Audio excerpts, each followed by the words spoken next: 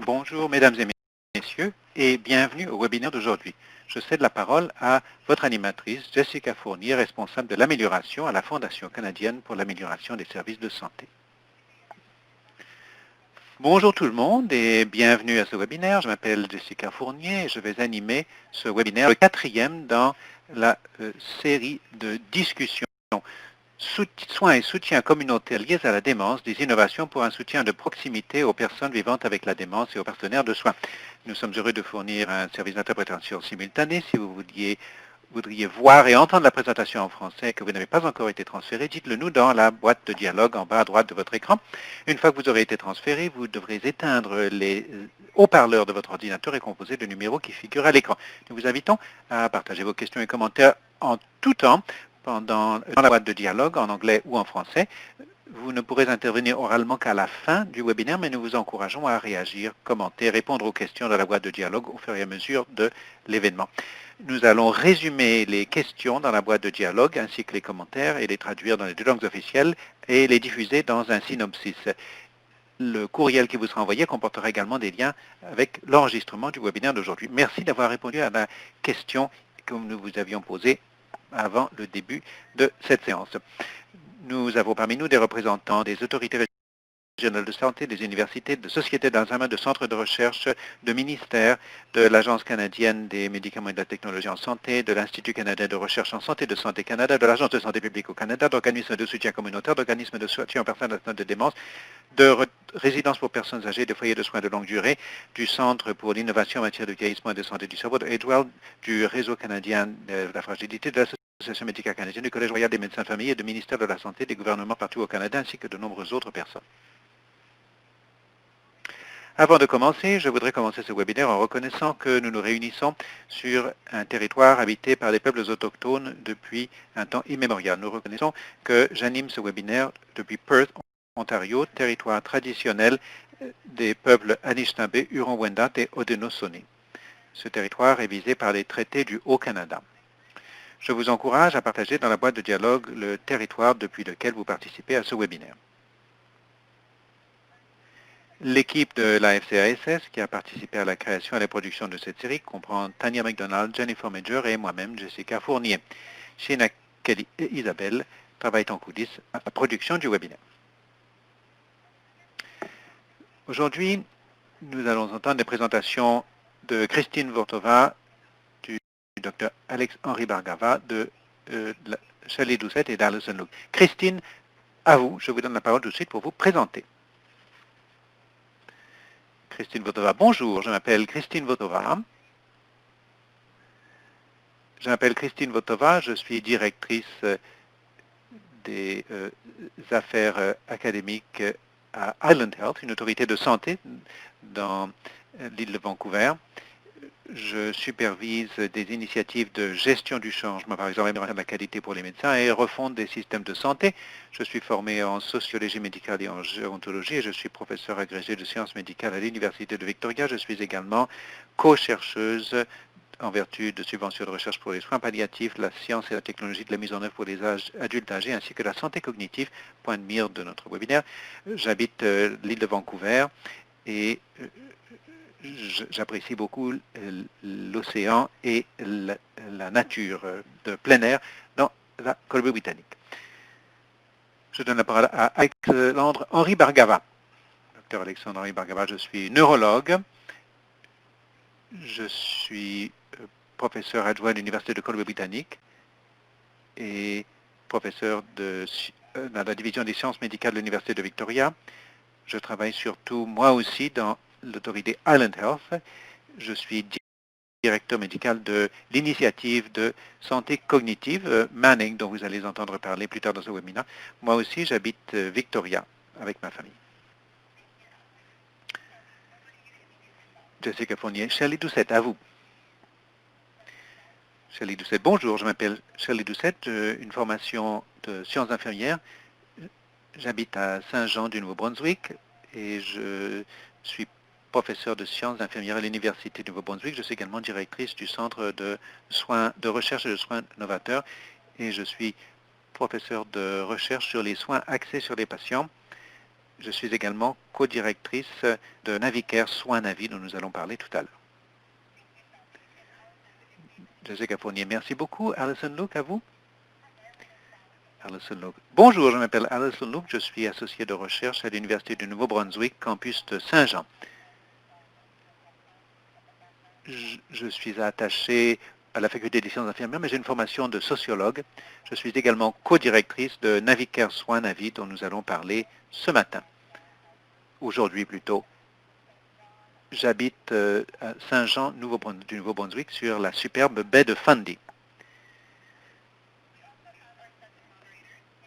Jessica Fournier. Très bien, nous avons nos deux animatrices, Mary Beth Whiten et Milo Young, qui vont commenter les observations et les questions que vous présenterez dans la boîte de dialogue.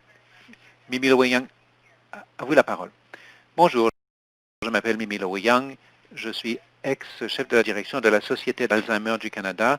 Je suis à présent président du conseil d'administration de AgeWell, un réseau financé par le gouvernement fédéral de centres d'excellence qui s'intéresse aux innovations technologiques à l'appui du vieillissement en santé et des personnes atteintes de démence. Je suis également membre du personnel enseignant de l'Institut de l'évaluation de la qualité de la santé à l'Université de Toronto. Jessica Fournier, très bien. Mary Beth Whiten, veuillez vous présenter et indiquer l'expertise que vous apportez à cette conversation. Mary Beth Whiten, bonjour. Je suis une personne vivante avec un diagnostic de probable démence frontotemporale. Je m'occupe de la promotion des droits des personnes atteintes de démence. J'habite à Southampton, Ontario. Je suis également coprésidente de Dementia Advocacy Canada et je suis membre du comité consultatif ministériel auprès de la ministre fédérale de la Santé. Jessica Fournier, merci beaucoup Mary-Beth et merci à tous d'être présents aujourd'hui. Alors nos objectifs pour ce webinaire consistent à vous donner une idée générale de la série de webinaires soins et soutien communautaire liés à la démence de la FCSS, présenter deux innovations, nos soins Navicare et de Neil and Susan Manning Conning Cognitive Health Initiative, et animer une discussion relative à la généralisation potentielle d'innovations visant à améliorer les soins et les soutiens dans la communauté pour les personnes vivant avec la démence et leurs partenaires de soins. La FCSS est une organisation à but non lucratif qui a pour mission de collaborer avec des partenaires en vue de repérer, de diffuser des innovations éprouvées en vue d'améliorer les soins de santé à proximité du domicile et de la communauté dans des domaines de priorité partagés par les provinces, les territoires et le gouvernement fédéral. L'impact de notre travail, une amélioration durable dans l'expérience des patients, de la santé, de la vie professionnelle, des prestataires de soins de santé, de l'utilisation des ressources. Nous croyons qu'il existe un pouvoir collectif de changement. Nous travaillons donc la main dans la main avec nos partenaires en vue de réaliser notre vision. Notre série de discussions soins et soutien communautaire liés avec la démence vise à accroître la sensibilisation et à évoquer des innovations visant à améliorer un diagnostic rapide approprié empreint de compassion de la démence en soins de santé primaire ainsi que la coordination des soins de soutien et une meilleure navigation du système après le diagnostic. Pour connaître les sujets et les dates des webinaires, vous pouvez visiter le site web de la Fondation. Si vous connaissez quelqu'un qui souhaiterait assister à ce webinaire, veuillez leur envoyer ce lien afin qu'il puisse soutenir l'information. Si vous connaissez une innovation visant un diagnostic rapide et empreint de compassion de la démence en soins de santé primaire ou la coordination des soins de soutien ou une meilleure navigation du système de santé après le diagnostic et que cette innovation pourrait être utilisée partout au Canada et adaptée aux méthodes de prestation de soins de santé mises en place en raison de la COVID-19, veuillez nous envoyer un courriel pour nous en informer. Pour votre considération aujourd'hui et tout au long de la série, nous avons esquissé quelques pistes de réflexion. Quelles autres innovations à fort potentiel existent-ils et pourraient-elles être diffusées partout au Canada? Quel est l'intérêt de votre organisation, de votre province, de votre territoire pour ces innovations? Êtes-vous en mesure de les adopter? Sur quel plan la FCSS peut-elle travailler pour favoriser l'adoption d'une approche interprovinciale et interterritoriale de diffusion de ces innovations? Et quelles sont les possibilités de partenariat pour diffuser ces innovations afin d'améliorer les soins et le soutien communautaire liés à la démence?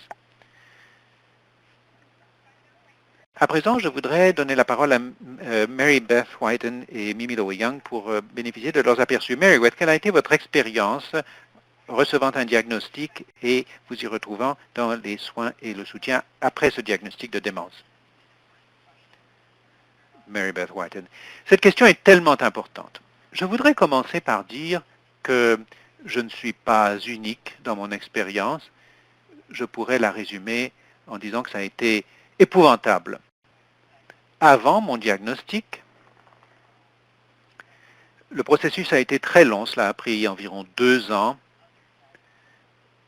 J'ai une dizaine d'autres diagnostics autres que la démence.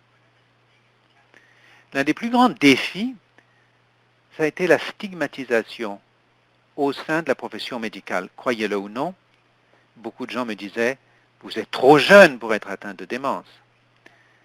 Après le diagnostic, l'absence d'information a été et demeure criante, surtout au niveau du personnel de soins primaires. Il y a une chose qui s'est produite tout de suite dans mes contacts avec mon médecin, c'était l'absence de compassion dans la manière dont le diagnostic m'a été présenté. Et puis, j'ai été refoulé vers la Société d'Alzheimer, où le médecin a littéralement refusé de répondre à des questions au sujet de la démence. Or, la Société d'Alzheimer elle-même n'était pas en mesure de répondre à mes questions au sujet de la démence frontotemporale. C'est très important de comprendre la nature de votre diagnostic, mais ni le médecin ni le personnel de la société n'ont pu répondre à mes questions. En plus, on m'a suggéré que si j'avais des problèmes dits de comportement, mon conjoint a été reçu pour instruction de m'emmener à l'hôpital et de me faire évaluer en vue de me faire subir une évaluation psychiatrique. Il y a d'autres questions qui nous ont frappés, c'était l'information en matière financière. J'ai dû arrêter de travailler, donc nous demandions ce que cela signifiait pour nos finances, les choix en fin de vie, qu'est-ce que cela signifiait pour à quoi ma vie pourrait-elle ressembler vers la fin, les transports, mon permis de conduire a été annulé sur le champ lorsque j'ai reçu mon diagnostic et nous n'avions personne vers qui nous tourner. Est-ce que le médecin aurait dû procéder ainsi? Est-ce qu'il y aurait eu d'autres moyens de procéder? Et la coordination des soins était épouvantable. Le personnel de soins primaires, les communications au niveau des médicaments que je prenais, je devais prendre, les conflits entre médicaments, planification des soins, tous les documents, toute la documentation à cet égard, tout cela était très, très lacunaire. Nous n'avons pas été vraiment aidés. Et puis les rendez-vous, le nombre immense de problèmes de prise de rendez-vous que nous avons eus. Et des problèmes de qualité de vie. Nous n'avons pas été encouragés à vivre jour après jour, jour le jour. On ne nous a jamais parlé de réadaptation, mais on m'a simplement laissé entendre que je devais me préparer à mourir après un séjour en soins de longue durée. Donc, voilà, j'espère que nous allons aborder plusieurs de ces thèmes. Jessica Fournier, merci Mary-Beth d'avoir partagé votre expérience pour ouvrir cette discussion. Mimi Lowe-Young, comment la technologie peut-elle améliorer les soins et le soutien dans la communauté? Mimi Lowe-Young. Je voudrais commenter cela à l'égard de la COVID-19 et des bouleversements que celle-ci a apportés, en particulier au niveau de la technologie. Les opportunités de recourir à la technologie en vue de réduire l'isolement, en vue de soutenir différents aspects de l'existence et des technologies que les adultes âgés de plus de 50 ans se sentiraient à l'aise pour manier. Récemment, AgeWell a commandé à Environics Research un sondage dont les répondants nous ont appris que les adultes plus âgés ont de plus en plus confiance dans le maniement des technologies. 72% des répondants se sont déclarés convaincus qu'ils pourraient utiliser la technologie ainsi que les médias sociaux. 55% possèdent des téléphones intelligents, 83% déclarent qu'ils ceux-là décident qu'ils utilisent ces téléphones intelligents tous les jours. La possibilité de recourir à cette technologie pour la télémédecine et la santé virtuelle, nous savons que le recours à ces outils a augmenté. Les adultes de plus de 50 ans s'estiment satisfaits du recours à ces technologies, lesquelles permettent de rapprocher les soins du domicile sans que les patients doivent redouter d'avoir à quitter leur domicile pour recevoir des soins. Donc je pense qu'il y a une occasion immense que nous avons à peine effleurée en ce qui concerne l'utilisation de la technologie et les nombreuses occasions que nous aurons dans l'avenir de soutenir le processus de diagnostic et d'offrir un soutien aux personnes ayant reçu un diagnostic de démence et de leur donner accès aux soins et au soutien à leur domicile. Jessica Fournier, merci beaucoup. Mimi Lowe-Young, Mary Beth Whiten. À présent, je voudrais donner la parole à Shelley Doucette et Alison Lou pour présenter Navicare Soins à vie.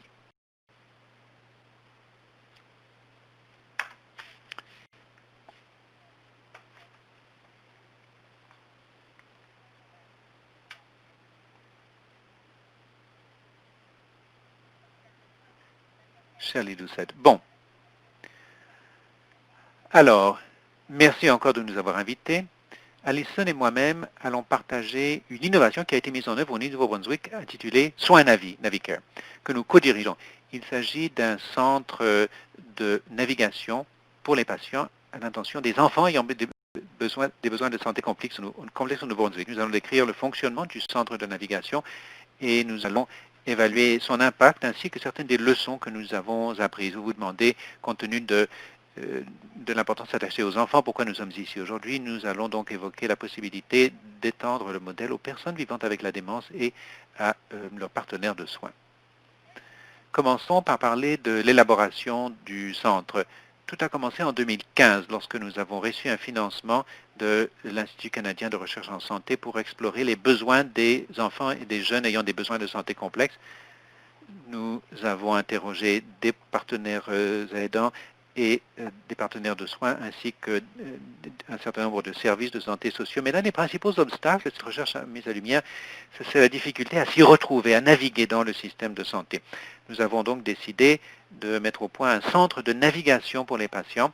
Nous avons réalisé un ou deux états des lieux. Tout d'abord, des programmes de navigation à l'intention des patients pédiatriques au Canada pour voir ce qui avait été fait dans ce domaine, ainsi qu'un état des lieux au Nouveau-Brunswick. Nous avons réalisé des visites sur place au Canada, aux États-Unis, et dans d'autres programmes de navigation. Ensuite, nous avons obtenu un financement de la Fondation des enfants du Nouveau-Brunswick, un organisme non lucratif. Une fois que nous avons obtenu ce financement, nous avons mis en place des politiques et des procédures en matière de recherche, de fonctionnement clinique, et puis nous avons procédé à l'embauche d'un coordonnateur de programme, d'un navigateur de patients. Il s'agissait d'une infirmière autorisée qui a reçu une formation et un étudiant en postdoctorat qui a reçu une formation en évaluation. En janvier 2017, nous avons mis le centre en place, puis nous avons procédé à nous sommes passés à une phase de marketing et d'information où nous avons tâché de faire connaître les services que nous offrons. Et nous avons enfin mis au point un plan d'évaluation. Par exemple, nous avons mis au point un modèle de logique que nous allons vous communiquer à la fin de notre présentation. Alors, vous vous demanderez qu'est-ce que c'est que Soins à vie. L'objectif de Soins à vie,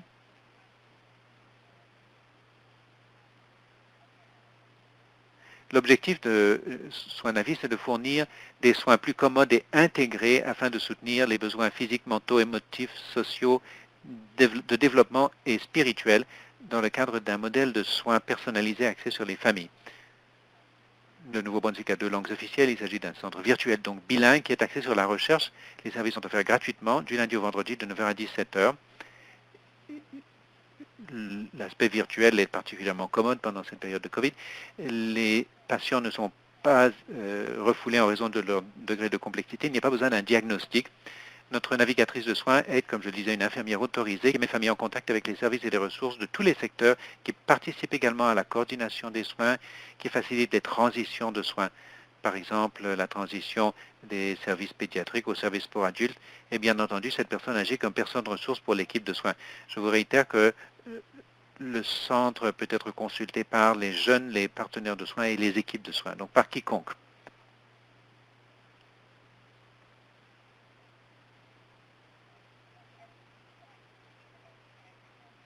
Donc nous parlons en raison du conseil consultatif familial.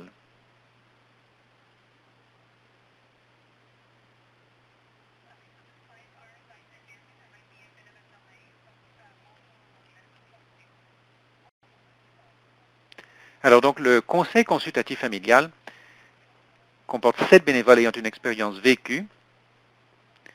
Il y a un adulte qui a vécu les soins complexes d'un enfant, c'est-à-dire soit d'adultes qui ont vécu, étant enfants, des soins complexes, soit de parents d'enfants ayant des besoins de soins complexes.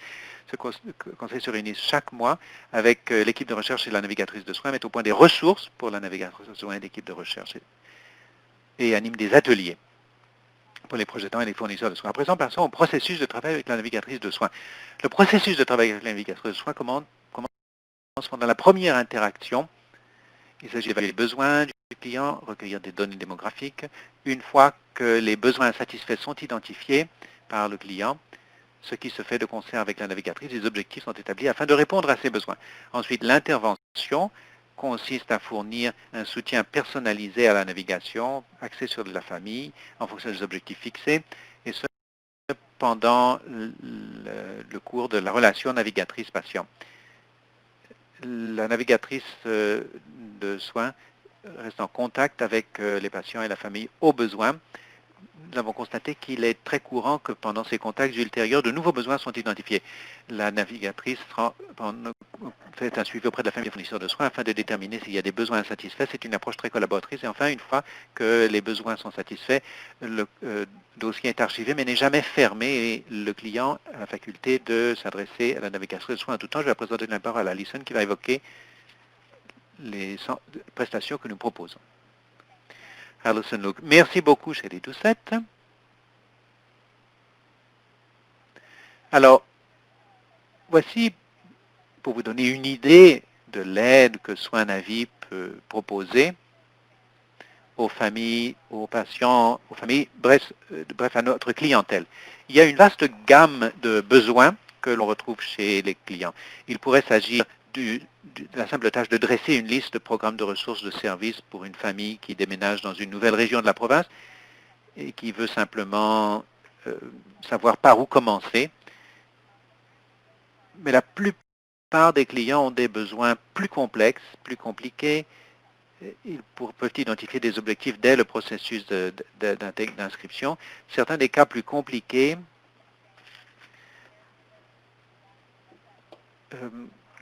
qu'on pourrait voir une famille qui reçoit une telle liste de ressources, demander à la navigatrice de passer un coup de fil, de les faire inscrire sur une liste d'attente, de les faire accepter au sein d'un programme. Parfois, il y a des problèmes au niveau de l'accès au financement. Il y a peut-être même un ou deux objectifs supplémentaires. Notre navigatrice de patients a également travaillé, navigatrice de soins a également travaillé dans certains cas avec l'équipe de soins spécialistes représentant le programme communautaire afin d'aider à l'intégration et à la coordination du plan de soins.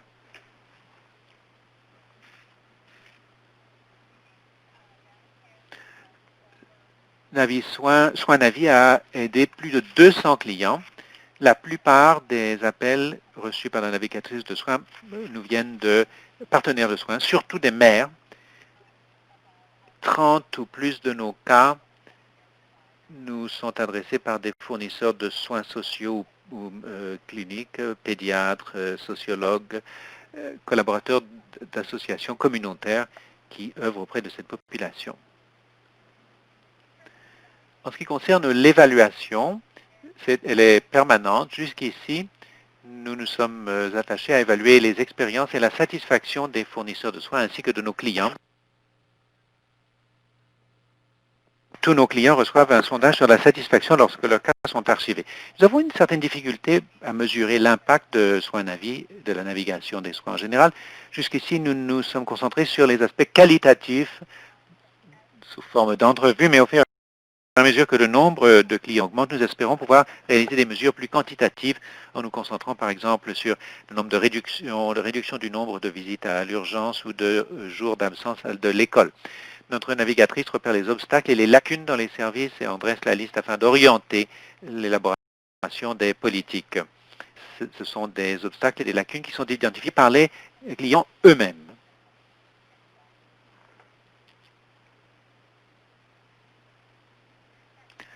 S'agissant de nos évaluations, à ce jour, nous avons interrogé plus de 30 proches aidants. Il s'agit d'entrevues semi-structurées, assez longues, et il en ressort 3 grands thèmes. Les 2 premiers sont liés à la complexité d'élever des enfants ayant des besoins complexes, ce qui n'est pas pertinent ici. Mais les troisièmes sont liés à la valeur à la valeur donc, de la navigation. Je vais donc développer ces points. Donc, c'est l'idée que la navigatrice de soins est considérée comme quelqu'un qui est dans le camp de la famille du client, alors que ce dernier cherche à s'y retrouver dans le système. Ensuite, le processus a été rendu beaucoup plus facile. Donc, il s'agit de retrouver des ressources, de faire tout ce travail difficile. Ensuite, c'était comme parler à une grande amie. C'est comme Shadé l'a dit, c'est une approche axée sur le patient et la famille. Ensuite, quatrième point, elle m'a donné l'information dont j'avais besoin. Et puis, cinquième point, ma qualité de vie a été bien meilleure. Et ça, on nous l'a dit et répété, que la navigation de soins a contribué à réduire le stress.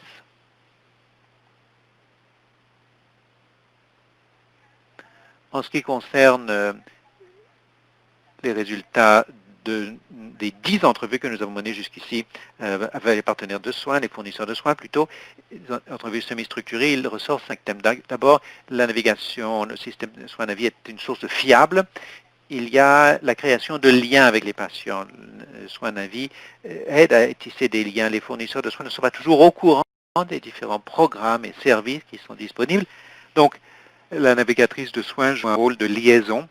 Ensuite, la navigation joue un rôle de renforcement des capacités. La navigatrice non seulement communique une liste de ressources, mais sensibilise, partage de savoir, cherche à créer la capacité dans la communauté auprès des cliniciens. Quatrième élément, donc le partenariat, la navigatrice de soins travaille avec les fournisseurs, les fournisseurs de soins. Et enfin, la navigation représente un gain de temps.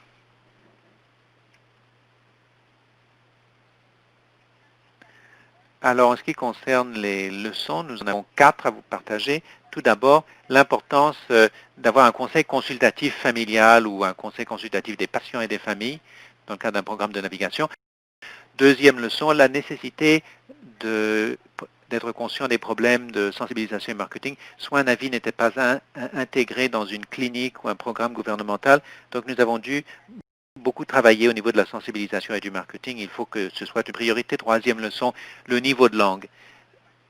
Donc, le mot complexe, à l'origine, cela figurait dans la description de nos populations. Cela a créé certaines difficultés. Donc, il est possible que vous deviez réfléchir à la manière dont vous décrivez votre population. Et enfin, dernière leçon, la nécessité de veiller à ce que d'autres programmes ne considèrent pas la navigation comme un dédoublement des services, mais plutôt comme un service qui établit des liens. Et enfin, en ce qui concerne les possibilités d'adaptation et d'expansion, la navigation s'utilise dans différents milieux, situations, populations. Les services peuvent facilement s'adapter à différentes populations selon nous. Par exemple, nous pourrions modifier la méthode de prestation, même si la nôtre est essentiellement virtuelle. La navigation de soins peut se faire face à face ou peut combiner cette modalité. L'environnement, donc la navigatrice de soins peut être hébergée dans un hôpital, une clinique, un milieu communautaire. On peut également changer le type de navigatrice. À l'heure actuelle, nous avons une infirmière autorisée, mais le rôle de navigateur peut être confié à des personnes non cliniciennes ou des pairs ou une combinaison de toutes ces options. Quant à l'adaptation et l'expansion auxquelles nous travaillons à l'heure actuelle, nous collaborons avec le Centre de traumatologie du Nouveau-Brunswick. Il s'agirait d'inclure une navigatrice en milieu hospitalier dans un centre de traumatologie et nous collaborons par ailleurs avec la FCASS en vue d'une évaluation des besoins dans ce domaine. Il s'agit d'éclairer l'élaboration d'un modèle de navigation de soins pour les personnes atteintes de démence ainsi que les proches aidants au Nouveau-Brunswick et dans l'ensemble du Canada. Merci pour votre attention. Shirley Doucette. Bon. J'espère que tout le monde pourra recevoir ces diapositives. Je voudrais rapidement vous dire qu'en partenariat avec le projet de navigation de Sunnybrook, nous avons organisé un congrès en avril. Ça devait être le 20 avril en personne à Toronto, mais nous avons dû le reporter et on fait un congrès virtuel en 2021. L'inscription sera bientôt ouverte. Nous espérons que si ce domaine vous intéresse, vous pourriez y assister. La diapositive suivante montre nos coordonnées. Et sur la dernière diapositive, il y a quelques publication du Centre dans ce domaine et nous serions heureuses de répondre aux questions des personnes qui souhaiteraient établir des partenariats avec nous dans le cadre de notre travail ou poser des questions.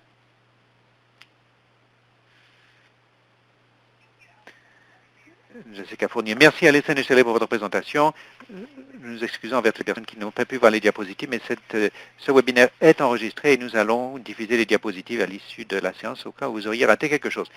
À présent, nous vous demanderions, inviterions à répondre à quelques questions au sujet de Navicare, soins Navi. Avant ce webinaire, connaissiez-vous le modèle soins Navi, oui ou non? J'en sais plus sur soins Navi qu'avant de participer à ce webinaire. Tout à fait d'accord, d'accord, neutre, pas d'accord, fortement en désaccord. Je vous donne quelques instants pour répondre à ces questions. Je vous invite également à saisir vos questions au sujet de soins Navi et nous y répondrons dans la période de questions de notre webinaire après les présentations.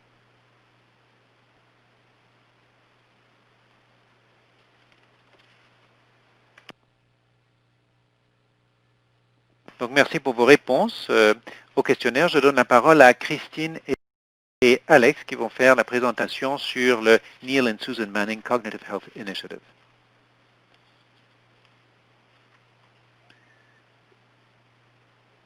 Christine Votova. Oui, c'est moi qui vais intervenir la première.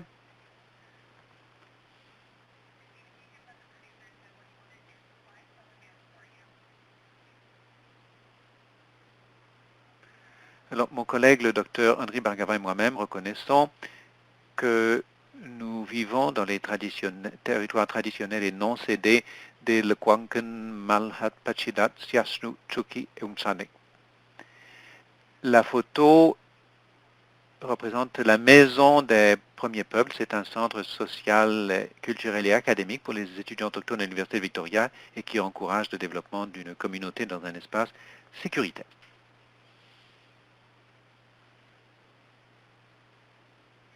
Alors voici notre diapositive de déclaration des contributions financières avec les essais cliniques commandités par l'industrie ainsi que les subventions publiques, y compris le financement pour nos projets de recherche combinés et nos activités dans le domaine de la démence.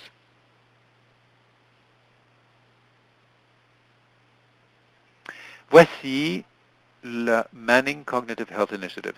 Il s'agit d'une collaboration de 5 ans lancée officiellement en octobre 2017. Vous verrez la photo de l'événement sur la gauche de votre écran.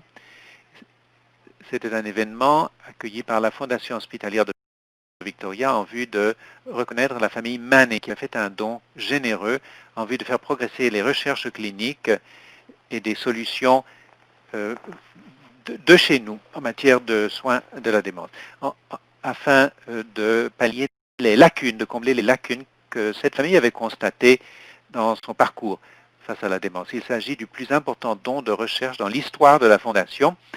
Il s'agit d'un véritable partenariat avec les milieux universitaires et de prestations de services, puisque l'Université de Victoria, l'Université de Colombie-Britannique, Programme Medical Island et Island Health, notre autorité de santé régionale, ont fourni un financement équivalent, s'ajoutant à la subvention de la famille Manning. Alors voici notre plan d'action. Donc l'initiative cognitive Manning représente une première étape.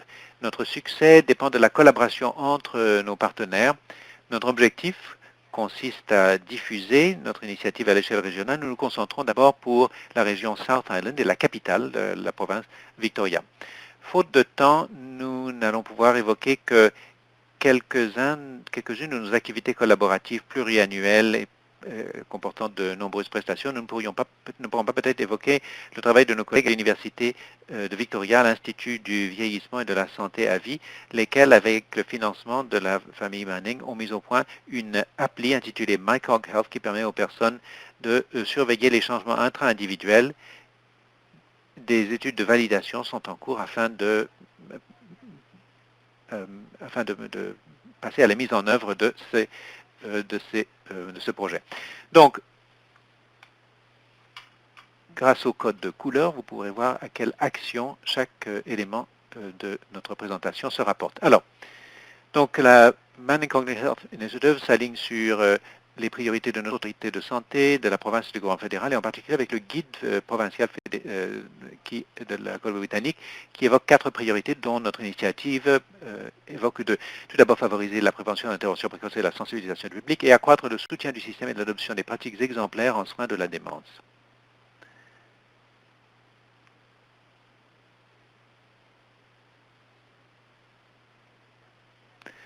Lorsque l'initiative a été mise en œuvre à l'automne 2017, une de nos premières priorités consistait à rejoindre les personnes ayant une expérience vécue et leurs partenaires de soins dans le cadre d'une séance de dialogue co-facilité.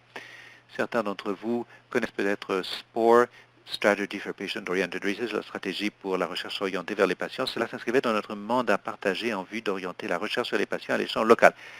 Dans le cadre de groupes avec facilitation, nous avons passé un après-midi à un exercice de comblement des lacunes. Quelle est votre expérience vécue actuelle et comment pouvons-nous arriver à cet état idéal futur? Nous avons eu énormément de participation de chefs de la direction, Mary Howard, chef de la direction de la BC Alzheimer's Society, et également la responsable du bureau du défenseur des aînés de la Colombie-Britannique ont ouvert la séance. Ça a été une expérience formidable. On nous a parlé des défis au niveau des diagnostics de démence et nous avons dégagé des thèmes assez régulièrement évoqués, comme l'a dit Mary Beth au début, la frustration à l'égard des premiers contacts, de la détection du diagnostic. Et pour revenir à ce que disait Mimi, les participants se sont déclarés pleins de confiance à l'égard de l'utilisation de la technologie à l'appui de leurs soins de la démence. L'une de nos premières innovations a consisté à trouver une clinique spécialisée en soins de la mémoire, avec des consultations de spécialistes pour des personnes adressées à une clinique existante de soins ambulatoires aux aînés lorsque les problèmes de mémoire sont le principal motif de l'aiguillage.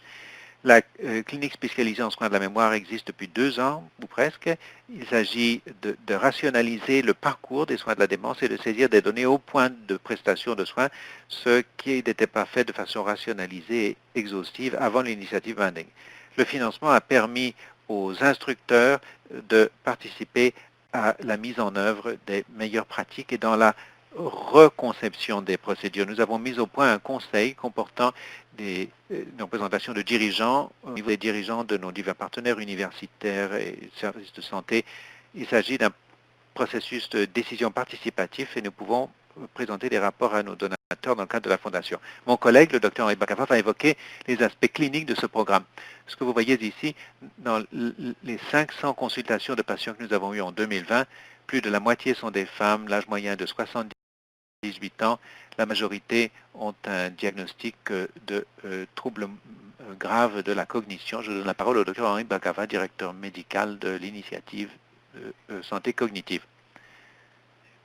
Dr Henri Bakava, très bien. Alors, pour entrer un peu dans le détail de ce qui a changé au niveau des soins cliniques à la clinique spécialisée dans la mémoire, nous avons à présent ce que nous appelons le Dementia Guidance System. Il s'agit de la refonte de DOSCAR, un dossier médical électronique disponible dans le commerce. Il s'agit d'accroître la fonctionnalité des interactions entre les patients et les cliniciens et de permettre la collecte de données particulièrement pertinentes pour l'évaluation des patients ayant des troubles cognitifs et les soins qui leur sont dispensés. Alors, au point de prestation de soins, les cliniciens disposent d'un outil qui leur facilite un peu la vie. Je ne montre que quelques écrans, mais essentiellement un outil qui était autrefois papier-crayon, qui consistait à recueillir des informations pendant l'entretien clinique, peut être intégré dans un dossier électronique.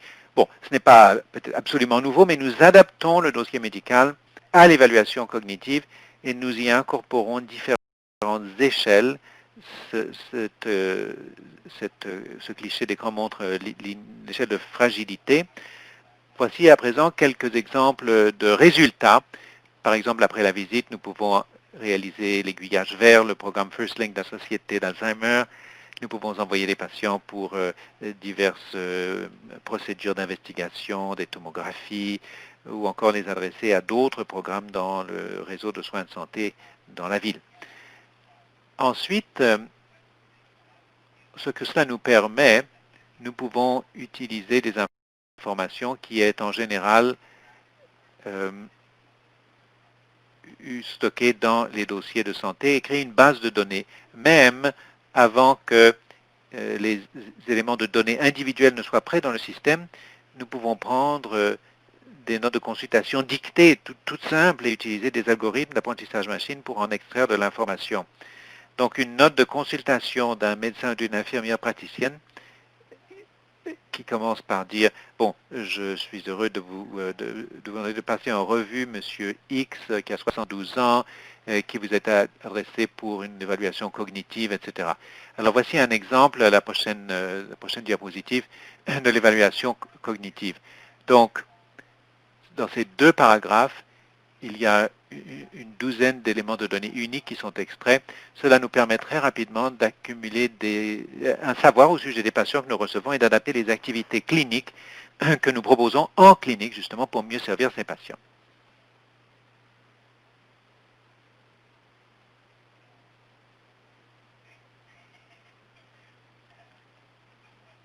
Alors, ce que cette diapositive devrait vous montrer, ce sont certains des résultats du système.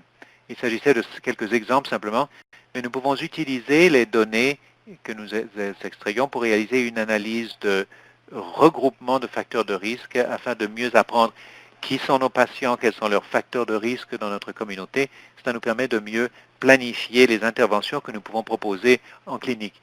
Il y a également un exemple de la manière dont nous nous renseignons sur les prescriptions qui ont été délivrées aux patients.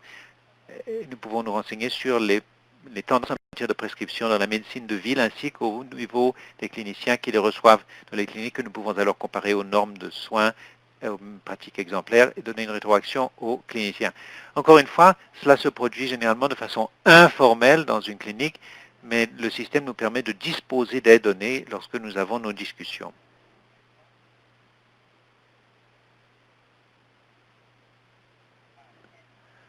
Alors, un exemple, bon, sur la gauche, vous avez sans doute vu cette figure du rapport de Lancet. 40% du risque de démence est potentiellement modifiable. Nous savons que 32% des patients que nous recevons sont dans un stade de pré-démence, même s'ils nous sont adressés au niveau de préoccupation à l'égard d'une démence potentielle. Nous pouvons modifier des facteurs de risque comme l'hypertension, dont souffrent les 3/5 de nos patients, ou le diabète. Et nous pouvons mettre en place des interventions sociales comme l'aiguillage vers premier lien et d'autres programmes que nous mettons en place en interne, des programmes de stimulation cognitive que nous pouvons mettre en œuvre beaucoup plus rapidement que ce n'aurait été le cas dans le cabinet d'un médecin de famille.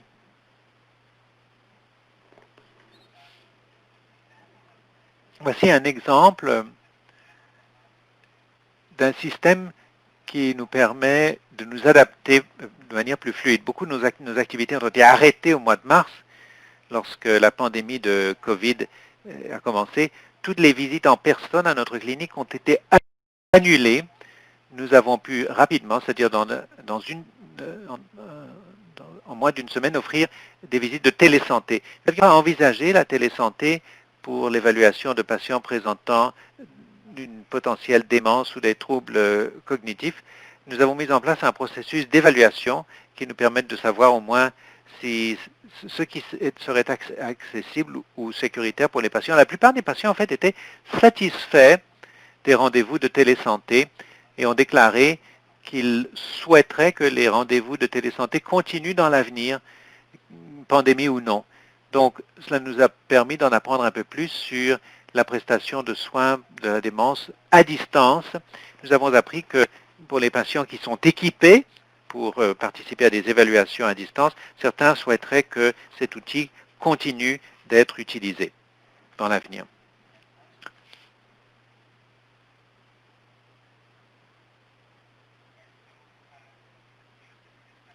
Donc, ceci répond à une question qui est posée dans la boîte de dialogue en ce moment même. l'un de nos objectifs, au fur et à mesure que nous développons ce système d'orientation en matière de démence, consiste à déployer le système dans un milieu de soins primaires.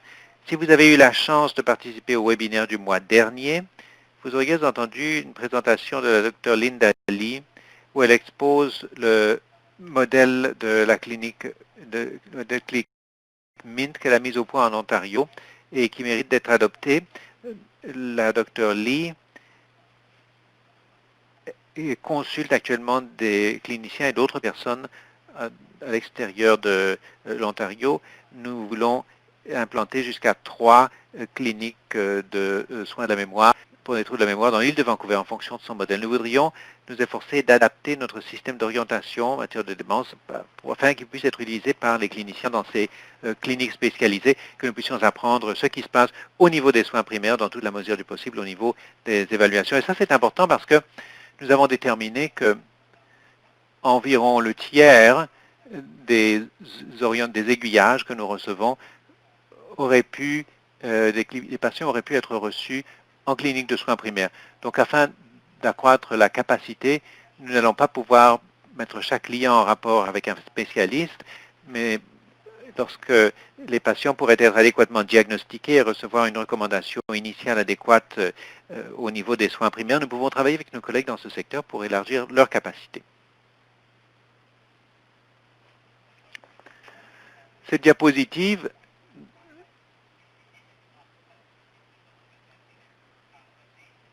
alors, il s'agit de vous montrer quelques-unes de nos communications avec les patients.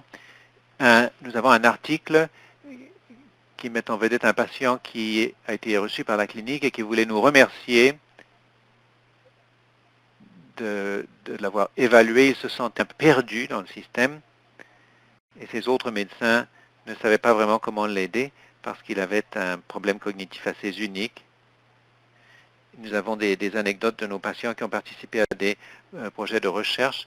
L'une des activités, lorsque les patients se joignent à nous, ils peuvent participer à un programme de permission de contact s'ils veulent que leurs informations soient utilisées pour les recherches, s'ils veulent être contactés pour des essais cliniques d'études pharmaceutiques ou non pharmaceutiques, ils peuvent alors être contactés. Certains de ces patients ont considéré que les interactions plus directes avec les chercheurs ont été très avantageuses. Alors, je crois que je vais conclure en vous donnant un survol des activités cliniques dans le cadre de cette initiative cognitive. Il s'agit de donner aux personnes au point de prestation de soins de bénéficier d'une réponse plus rapide en matière de diagnostic et de traitement et de mise en place d'interventions adaptées à la population locale. La prochaine diapositive comporte des remerciements. Je voudrais rendre hommage à la famille Manning, comme Mme Otova l'a fait, qui a déclenché toute cette initiative et qui a soutenu. Je remercie nos spécialistes de données, Max Bibock et Cora Bell, notre assistante de recherche, qui ont préparé cette présentation. L'équipe de recherche de la CHI à l'Université de Victoria, nos autres collaborateurs, ainsi que la Victoria Hospitals Foundation.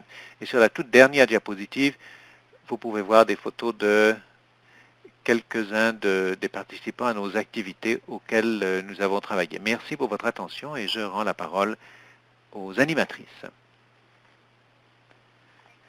Jessica Fournier, merci beaucoup. Alex Henri-Bergava et Christine Votova. Nous voudrions à présent vous poser quelques questions au sujet de la Manning Cognitive Initiative. Avant ce webinaire, connaissiez-vous l'initiative Manning Cognitive Health? Oui ou non? J'en sais plus sur l'initiative Manning Cognitive Health qu'avant de participer à ce webinaire. Tout à fait d'accord, d'accord, neutre, pas d'accord, fortement en désaccord. Je vous donne quelques instants pour répondre à ces questions. Si vous avez des questions à l'adresse d'Alex ou de Christine, veuillez les saisir dans la boîte de dialogue dans l'une ou l'autre des langues officielles et nous allons y répondre dans quelques instants.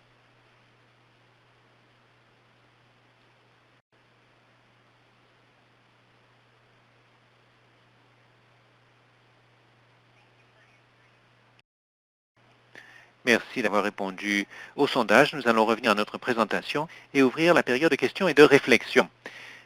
Continuez d'intervenir, de poser des questions, de faire des commentaires. Les questions auxquelles nous ne pourrons pas répondre aujourd'hui seront résumées dans un synopsis qui sera diffusé après traduction d'ici quelques semaines. Je donne à présent la parole à Mary Beth Whiten et Mimi Lowe-Young pour nous faire part de leurs réflexions. Mary Beth Whiten, moi je pourrais commencer si vous voulez bien. Il y a deux innovations qui me paraissent très emballantes. J'ai particulièrement apprécié la manière dont ces deux initiatives permettent d'établir des contacts entre les personnes et les autres ressources, que ce soit le navigateur ou le système d'aiguillage. Il y a une chose qui gêne beaucoup de gens, c'est qu'ils repartent sans rien de tangible. Alors j'ai beaucoup apprécié le fait qu'il y a un rapport qui est produit dans le cadre de cette initiative. Nous savons que le programme de navigation fonctionne, nous l'avons vu dans d'autres pays à l'œuvre. Donc ces deux innovations sont excellentes et j'ai hâte de voir quel en sera le résultat à plus long terme. Qu'en pensez-vous, Mimi? Mimi Lowe-Young, je suis d'accord avec ce que vous dites et pour rebondir sur vos propos, je pense que ce que cela nous montre, c'est l'importance d'un système intégré en ce qui concerne le parcours des patients, des personnes vivantes avec la démence, leur parcours au niveau du diagnostic, au niveau de la mise en rapport avec les ressources et à quel point les personnes qui connaissent les services, les prestations, le système, jouent un rôle important. Très souvent, nous constatons que même après le diagnostic, bien souvent la personne qui pose le diagnostic ne sait pas quels sont les services disponibles. Et les personnes dans la communauté ne savent pas non plus toujours quelles sont les ressources disponibles. Donc ici, je crois que la navigation jouera un rôle critique pour améliorer le soutien des personnes vivantes avec la démence. Par ailleurs, ce que cela fait ressortir, je l'avais déjà dit, c'est l'idée de la technologie et le fait que beaucoup de gens sont à l'aise au niveau des consultations à distance. Cela peut encore améliorer le soutien et les soins fournis aux personnes ayant reçu un diagnostic en temps utile afin d'être mises en rapport avec des points de service. Jessica Fournier, merci beaucoup. Mimi Lowe-Young et Mary Beth Whiting pour ces contributions très pertinentes. Une ou deux questions nous sont posées dans la boîte de dialogue. Question pour Mimi Lowe-Young. Vous avez dit 65% des personnes âgées possèdent un téléphone intelligent. Est-ce que vous avez des données de ventilation par groupe d'âge? La personne qui pose la question estime que les personnes de plus de 80 ans ont rarement un téléphone intelligent. Avez-vous un avis là-dessus? Mimi Lowe-Young.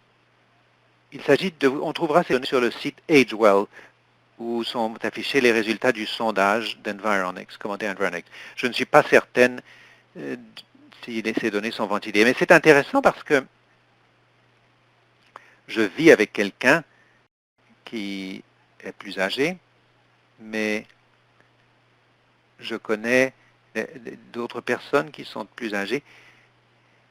Je pense qu'il y a effectivement un clivage. On voit les téléphones intelligents plus souvent entre les mains des personnes âgées plus jeunes, mais c'est important de vérifier le sondage. Jessica Fournier, oui, nous allons fournir un lien dans le synopsis post-webinaire avec les résultats que vous évoquez. Le docteur Henri Bergava déclare que quiconque souhaite voir une démonstration de son système peut cliquer sur le lien qui est dans la boîte de dialogue. Nous allons également inclure le lien dans le synopsis post-webinaire. Il y a une autre question qui est posée à Shelley et Alison. Comment ce modèle SoinNavi a-t-il été adapté pour fournir des recommandations à des services dans le contexte de la COVID? Est-ce que les solutions technologiques ont fait partie des options de soins et de services? Shelley et Alison.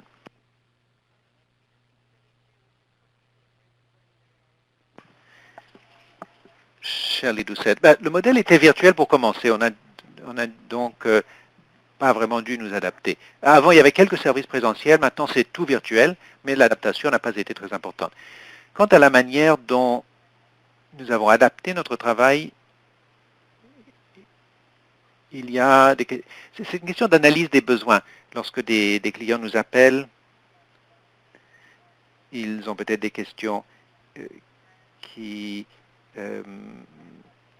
sont reliées à la COVID. Des gens y ont perdu accès à des services auxquels ils avaient accès précédemment.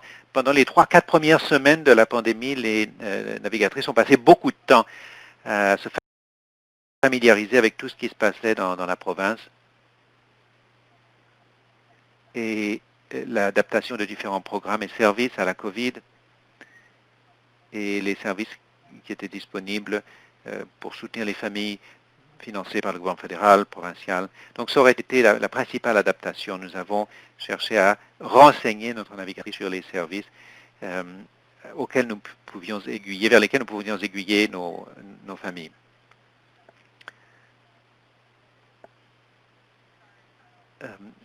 Christine Vitova, oui, c'est un élément important de la navigation. Il faut que la navigatrice soit très, très à jour, se familiarise avec les éléments, avec ce qui change dans le programme, ce qui est nouveau, le financement qui est disponible, tout cela.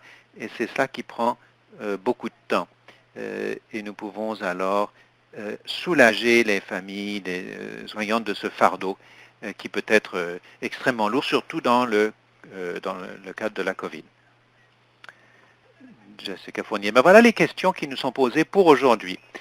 Alors donc, le moment est venu de remercier Shirley, Alison, Christine, Alex pour leur présentation.